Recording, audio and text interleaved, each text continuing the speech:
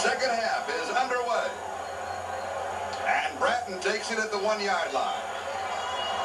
And Melvin is out to the 9, slips a tackle at the 10, makes a nice move, and returns to the 15-yard line. So he has 14 yards on the return for Melvin Bratton. We asked him, do you want Mel or Melvin? He said, Melvin, my mother prefers it. Here's a look at the statistics in the first half. Jimmy Cephalo. Well, yards passing, a key point to this game. John Schaefer with just 38 yards and completely outthrown by the University of Miami and Vinny Testaverde. We expected that. The thing we did not expect is the time of possession. Look at it down there. 17 minutes for the University of Miami and just 12:50 for Penn State. We expect more running of the Lions and maybe more time of possession on their side of the ball. A long layover at the end of the season. Now the two teams with a half underway. Let's see if they can turn loose here. And Bratton, the ball carrier, hit at the line of scrimmage, spins and picks up a couple to the 17. It's going to be second down and 8. Ray Bauer with the tackle. Testaverde tonight. That's his attempts, completion, and yardage. Spaced out, 10 yards, 10 to 19, 20 to 29, and more than 30. As you see down the bottom of the screen, very few completions between 20 and 29 yards, just one, none past 30 yards. That's because of the deep zones that the Penn State defensive backs are playing. Second and 8. Testaverde, little play action. As time drops it over the middle, it's dropped. Alvin Highsmith. He's a good receiver, too. He just doesn't happen. You just drop one. Well, he's more than just a good receiver. He really has done a lot for the Miami offensive passing game because a good blocking fullback is not expected to be that good of a receiver, but he can do it all. And here, crossing action underneath with the two backs, a check down, a little bit of a dump pass on the part of Testaverde, and he starts running before he has it firmly in his grasp. Third down and 8. First third down opportunity in the second half. Testaverde, far side, Urban juggles it, and it is incomplete. So two opportunities slipping away from the Hurricane. Highsmith and Urban. And it is fourth down and 8. Beagles with his second kick. He gets it off. A flag is down. He was hit. They'll bring it all back. Here's Coates on the return.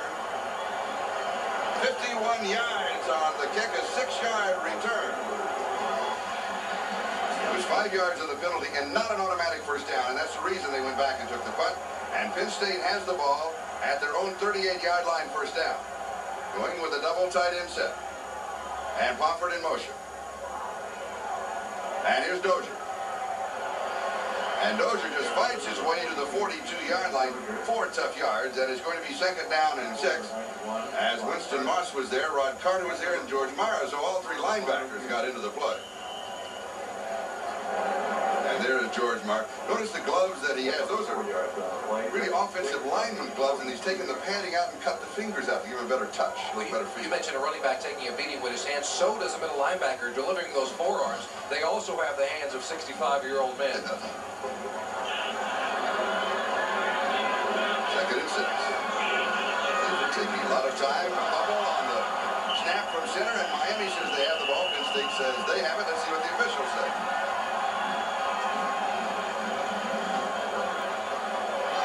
And Penn State retains possession at the 42-yard line. It's going to be third down and 6, and you will recall in the first half that Miami's touchdown came on a 23-yard drive, and that was after Bill Hawkins. We thought it was a fumble recovery, but it ended up an interception because the ball never got to the ground. Set it all up. And it's third down and 6. Jerry Huggan is a wide receiver. And Schaefer back to throw, and here comes the pressure. Pretty good protection. Tip that's in the air. A diving interception. They say no. Could not get to it. And that was Selwyn Brown trying to get there. Brian Seiberling, the intended receiver, is going to be fourth down and 6. And that means that John Bruno will be kicking and David Kintow, the return man for the Canes. And John Bruno, an excellent exhibition of punting in the first half. Well, he's been Penn State's best weapon thus far. He put a couple of balls inside the 10-yard line, as you see, a 42-point average. And this is his fifth punt. Here's pressure, and he gets it off. And again, it was Bubba McDowell with the pressure. Kintow at the 20 to the 25, and nailed at the 27-yard line. 39 yards on the kick with an 8-yard return. Bubba McDowell, who almost got to the punt, had 5 blocks during the regular season. We've got a timeout, and we are tied at 7. This is Charlie Jones along with Jimmy Cefalo and Bob Griese. Charlie, the Hurricanes have got to be frustrated because they've averaged 38 points a game. They've gone a little over a half, and they've only scored 7 points. The key here is patience. And Testaverde rolling left. Has lots of time. He goes deep. Irvin battling for the ball. It is incomplete. Outstanding defensive play by Eddie Johnson.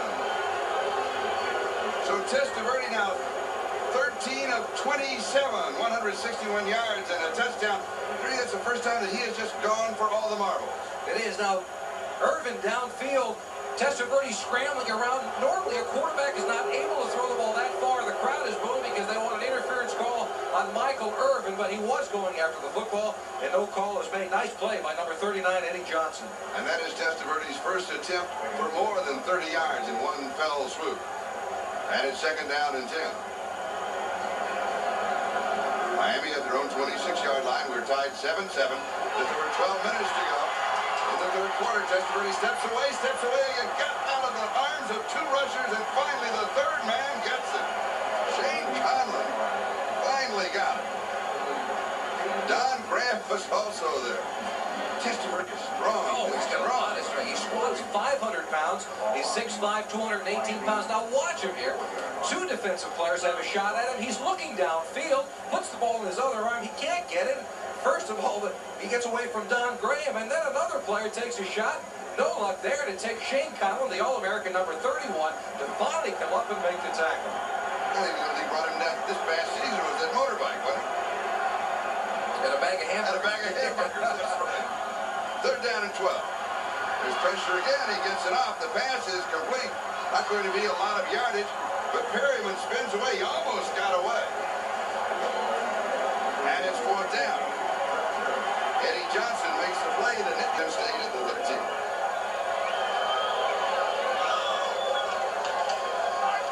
He gets to DJ Dozier. And DJ out to the 16-yard line. We'll give him 3. It's going to be 2nd down and 7. Dan Cilio with the tackle, along with George Morrow. Charlie, what Miami did on the first series coming out of the 2nd half, they took their strong safety out and put a 4th linebacker in. They're playing a gap 8, and they're saying, you try and throw on us. Obviously, you're not going to be able to run very well against a gap 8 type of defense, but they're forcing Schaefer to make the plays. They say, you beat us. And it's 2nd down and 6. And here is Dozier. And he slips through and still keeps going. And one of the problems with the gap 8 when you put so many men up front is that if you can get past them, you get past those 8 men up front, you've got some running room. You do, and many clubs have gone to the gap 8 against Penn State, or an inverted defense where they take the strong safety and put him into a position as another linebacker. Here it is here, number 22, Shannon on the outside, going in to make the tackle, but not good enough. Dozier is known as a knuckleball runner, and you see why. It's tough to get a good shot at him. He continually spins, has good late drive, and gets enough yardage for the 1st down. He picks up 15 to the 32, and it is a 1st down. Now with 10:15 left to go in the 3rd. And we are tied at 7-7. Schaefer back to throw. Has time, stands there to Dozier. Dozier spins away, and he's to the 41-yard line. So he'll pick up 9 on the play. It's going to be 2nd down and 1. And Myra makes the tackle. Charlie, what you like to do is throw short. To try and beat this gap 8, what you're going to have to do is fake. He looked downfield. There was nothing there. He's looking for Cyberly. 91 is tight end, and if he doesn't have his tight end, he likes to go back to his halfback. This is a halfback tight end offense. In fact, in the last 4 games, Cyberling and Dozier together a total of 25 receptions. That's the last 4 games of the regular season. You saw flags went down. So you're right. They ended up the season with an offense to the running back and to the tight end, and they just pick it up here. Tony, go back and explain what a gap 8 defense is. It's simply a defensive man in every gap of the offense, between the guard and tackle, between the guard and center, all the way down the line, so it's tough to get any blocking lanes and any place to run the football. What it comes down to then, Miami's going to say, go ahead, if you're going to beat us, you're going to beat us on the arm of John Schaefer, or not at all. Exactly. And the penalty against Miami for 5 yards, and it is a first down. And here's Dozier with the counter, and he slips a tackle. He'll pick up a yard, maybe 2 on the play. Rod Carter, the linebacker, was there to meet him. And he likes to run this counter. He will counter step to the right and come back to the left. He'll swing everybody to the right side and bring only one blocker in front of him. Well, they pull that onside guard, and he's got to follow the block of the guard, and he's been reading it much better. As a freshman, as a sophomore, yes, he had some more yards, but he felt that he was not running behind a blocker as well. Now as a senior, he's setting his blocks up, and he has become the punishing runner that he was early in his career. And now replaced by the sophomore Blair Thomas, who many feel is going to be just as good, if not better. And the give to the first back is Steve Smith. And Miami is waiting for this one. Dozier, by the way, 13 carries and 70 yards rushing thus far. And the clock continues to tick in the second half. And we're moving on 8.5 minutes, time remaining in the third. So the gap 8 works now, 3rd and 8 situation, and obvious passing down. And that's what Miami wanted to do, force John Schaefer to throw the football. So it's 3rd down and 8. A look at the clock. We're in the third and tied at 7-7 in the battle for the national championship. And let's watch from the end zone. We're looking now through the defense of the cave. And you can see exactly what Mark Reese was talking about with the set of the 8 players. And the gaps, it is up, it is in the air. It is intercepted, it is Selwyn Brown. And Brown to the 40-yard line of Penn State. 18 yards on the interception return by Selwyn Brown. With his past season, did not interception. Well, he was injured for most of the year, Charlie, and now healthy once again for this football game. Dozier's upset about something. He was on the sideline, was not on the field of play for that particular down, and ran onto the field, wanted to make his opinion known to the officials on the field, and they are discussing it, John Schaefer and DJ Dozier, but they will not win the argument. And the ball is at the Penn State 40-yard line. The Canes have it, and they have a first down. And remember, they took a turnover in the first half at the 23-yard line and went in to score. They scored in 4 plays. And here's Highsmith. The sweep to the right side. Turns the corner, and it's spun under at the 33-yard line. He's got 7, and 2nd down and 3 as Duffy Cobbs makes the play. Boy, Duffy Cobbs has done everything. Yeah, Duffy Cobbs is a big hitter on the outside, but when you run into somebody as big as Alonzo Highsmith, this is what you get. Highsmith, again, he's a linebacker playing fullback. He doesn't care about his body. He just wants to get an extra yard. 65 yards and 13 carries for Highsmith. Warren Williams checks into the offense. 2nd down and 3. Testaverde to throw. Here's pressure from the outside. Pass is complete. First down, and it's Williams. And Williams is stacked up at the 24-yard line. Keith Karpinski was there for Penn State. Let's take a look back at that interception just a moment ago. The wide receiver downfield, that's Ray Roundtree. A crossing pattern. It's trying to go in between the zone, and a poor selection on the part of John Schaefer. Obviously, Roundtree not open, and Brown with the interception.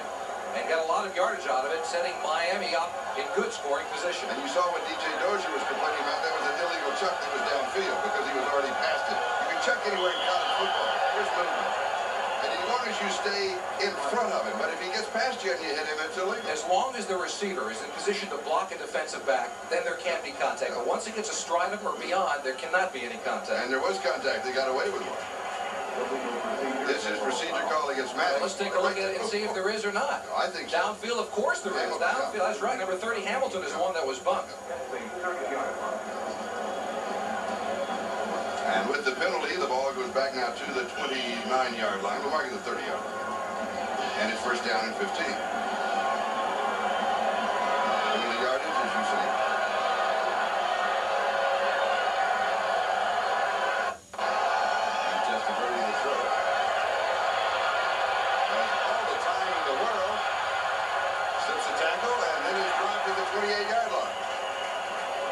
We've got some pushing downfield, but that's to be expected. Jane Conlon makes the play at the 28. Gain of 2, and it's 2nd down and 13. Testaverde just does not go down with one shot. No. Let's take a look at it down the bottom. Number 34, that's Bob White working against the tackle. Now watch him. He swipes at the football. Testaverde is strong enough to hang on to it. I told you he bench presses quite a bit. I'll tell you, he's a strong football player, bench pressing 250 pounds. So good man, isn't he? Second and 14, the ball to 29. He just pushes everybody out of the way. Yeah, he does 3 1/4 he benches. That's Charles Henry, the tight end, to the 21-yard. He'll pick up about 7 on the play. It's going to be third down and around 7 to go. Conlon again making the tackle. And you remember Shane Conlon with that knee problem early on in the ball game, and obviously it wasn't anything of any consequence, but he's been back ever since then. He has not been as big a factor as we thought coming into the football game. Penn State likes to move him around. Strong safety even on occasion as a down lineman or somewhere, anywhere in the linebacking crew. But maybe because of that injury, we don't know. He simply has not been as big a factor as we thought he would be. Now Penn State with 5 linebackers in this testimony, 16 of 30, 184 yards.